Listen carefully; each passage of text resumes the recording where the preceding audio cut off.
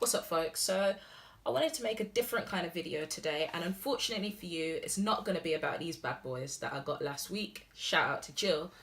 But it is going to be about the fact that I've recently got quite heavily involved in learning fighting games and wanted to get good at them.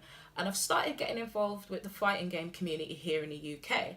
And one thing that I noticed, following the tournaments online in the UK and in the US, is I was like, rah, loads of these people are black and come from really diverse working class backgrounds. That to me was quite surprising. I'm not even going to lie, because you kind of associate gaming with having all this expensive equipment and, not being the most racially diverse industry. But there's something like quite different going on in the fighting game community, and I wanted to look at that and think about that a little bit. If you're local to London as well, it's impossible to not know about Grime. Grime is like the child of the London music scene. It was the child and now it's become like the father. It is just so important. But loads of grime artists have tracks about like Street Fighter. DWE's got Street Fighter Rhythm.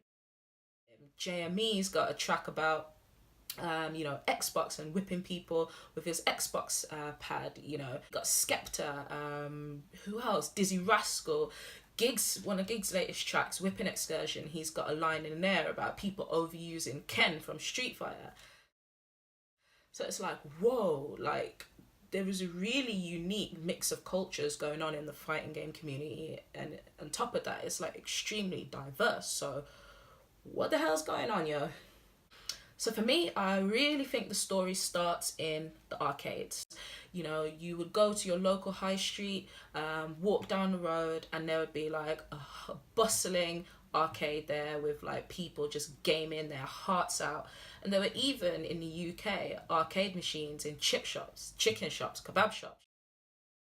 So it was really local. It was like proper local. You could just go down the road, to your chicken shop and play some Street Fighter, which is different to how competitive like gaming is at the moment, because if you don't have a sponsor that can pay for your flights or buy you the latest equipment and technology, it's going to be really hard for you to get out there and like get involved. Thing about fighting games in the arcades as well was it would be like 20-50p to get a game in. And because it was always winner stays on, if you win the game, you stay on the machine. Like you could be that poor guy who's only got £1, £1 to spare to get some games in at the arcade.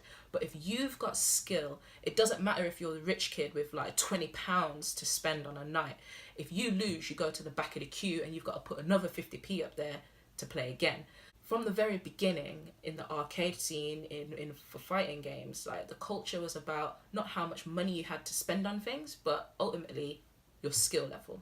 So this is one of the things, how local the arcades were, and the fact that they weren't so expensive, that made them really accessible to working class communities and made fighting games in the arcade scene like at the heart of a lot of working class communities. But when we're thinking about Grime, I mean, if you look at it, there's a lot in Grime that like mimics the arcade scene and fighting games generally. Clashes in the arcade, they would be hyped.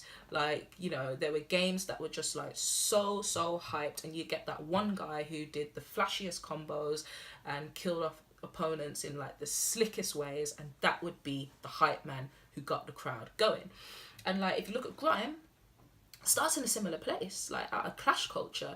Who had the sickest beats? Who had the sickest bars? Who could get the crowd, proper hyped up? And fighting games and the arcade scene and like sort of this clash culture and the, sort of rumblings of Grime kind of happened at the same time. So I guess it doesn't surprise me that they kind of fit like a glove to the hand, innit? So I think the fighting game community is so diverse because from the very beginning in the arcades, it was never about what you looked like, who you were, your background, whether you could afford the fanciest equipment. It's always been about the skill. If you could mop your opponent, it didn't matter who you are, where you came from, what your background was, you were the done. That culture's been passed down from the people that were in the arcades to us that sit in our rooms by ourselves playing online. All the biggest tournaments were set up by people who used to play in the arcades, and they've passed that legacy. down to us. I think what's interesting is the fact that actually now you're starting to see loads of different gaming clubs pop up in specific areas.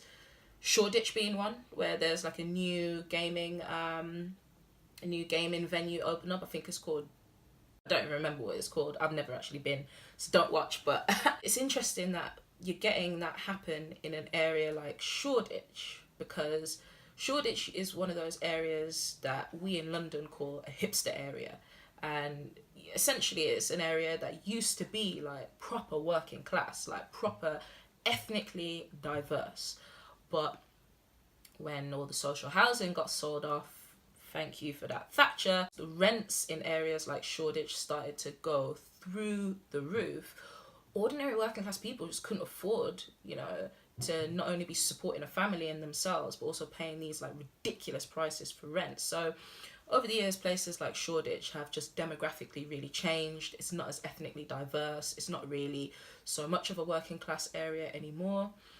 But out of that, you're starting to like see the re-emergence of gaming culture in a way that is very different to how it used to be. It's not about that clash culture anymore. It's not about that, connection with grime. You're spending £6 for a drop of water. I don't have £6 to spend on like a drop of water. £10 for a slice of pizza. Like, it's really, really different. I think maybe this mimics quite a lot what's happening in the grime and the fighting game community in terms of like that grassroots versus mainstream tension. In the fighting game community, esports is starting to become really, really huge. Companies like Red Bull are sponsoring teams and players, which is crazy to think about, because it was only a few years ago like the fighting game community was still really, really grassroots. Like how that will change the culture in the long term, I guess we've got to wait and see. And you're seeing a similar thing with Grime. Skepta and Stormzy in particular have made it big in recent years in the grime scene, and like are bringing a lot of money, not only just to themselves but to the scene more generally. But what impact is that going to have on like a musical culture that started on the streets? I don't know. But yeah, money gets everywhere, and sometimes it degrades things and sometimes it helps things out. It is important to say though, still shout out to all the groups that are doing their thing and keeping it real. I've recently got involved in a group, East London Fighters, and they are sick. It's just a bunch of people who love playing fighting games competitively and like casually, and anyone can get involved. It doesn't matter what your skill level is. People are out there to share skills, build a community and grow together. And it's beautiful because like the times that we're in are grim. There's so much happening in the world, like white nationalists marching in the streets. But amongst all this, there's something beautiful about these groups of people who are still doing their thing. It doesn't matter if you're black, if you're working class, what your gender is. None of these things matter. All that matters is, can you whoop your opponent's ass? Can you stay on that machine? Can you do the sickest combos? And yeah, I think in a world where everything's so dire at the moment, that's deep.